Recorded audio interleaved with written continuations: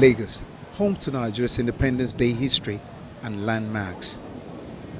Often referred to as the economic powerhouse of the country, a status that dates back to pre-colonial days. Yeah, Lagos was the capital of Nigeria because it was the area that the foreigners, Europeans generally, had known best, probably in West Africa. The British had persuaded the Oba of Lagos in 1861 to cede his kingdom to the British crown. And the British had established there.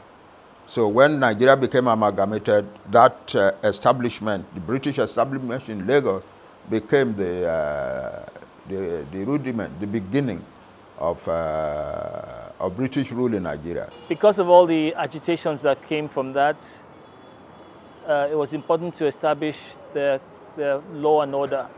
So they established the Lagos Constabulary and police stations. The race course, now TBS, held horse racing, but plays a more important role in history than just a sports field. The big ceremony itself, the big ceremony of handing over the power to Nigeria, the raising of the Nigerian flag, those are the big things, and the speech by the Prime Minister, the speech by the outgoing British Governor General, by representatives of the Queen, and so on. All those things happened in that great ceremony at Tafawa Balewa Square. At last, our great day has arrived, and Nigeria is now indeed an independent sovereign nation. Those were the exact words of Sir Abubakar Tafawa Balewa, the Prime Minister at the time, who delivered the historic speech right on this ground, as excited Nigerians watched the influence of the British Empire fade into the thin air. Decades after, the TBS retains its value as a ceremonial ground. Same cannot be said of the strange three-story building. A skyscraper in the true sense of it, but the building has since lost its old glory. It stands firmly in the heart of Lagos with no particular purpose. Another historical landmark is situated 600 meters away from here.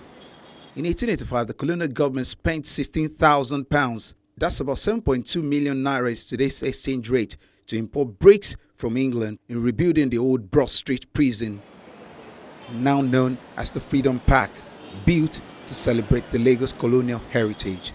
We were very fortunate that we put forward a proposal to the government of Governor Fashola, who bought into the idea of creating Freedom Park, because the site had been abandoned for about 30 years after things were pulled down because of a history of coups. So it was abandoned and became just a refuse dump and a bedrock, a home for hoodlums and armed robbers. So we're very fortunate that in 2009, the government approved the construction of Freedom Park, or design and construction of Freedom Park. As Nigeria marks another year of self-rule, keeping faith with its unity, these monuments continue to serve as the reminder of the labor of the country's heroes past. Dare Ido, Channels Television News.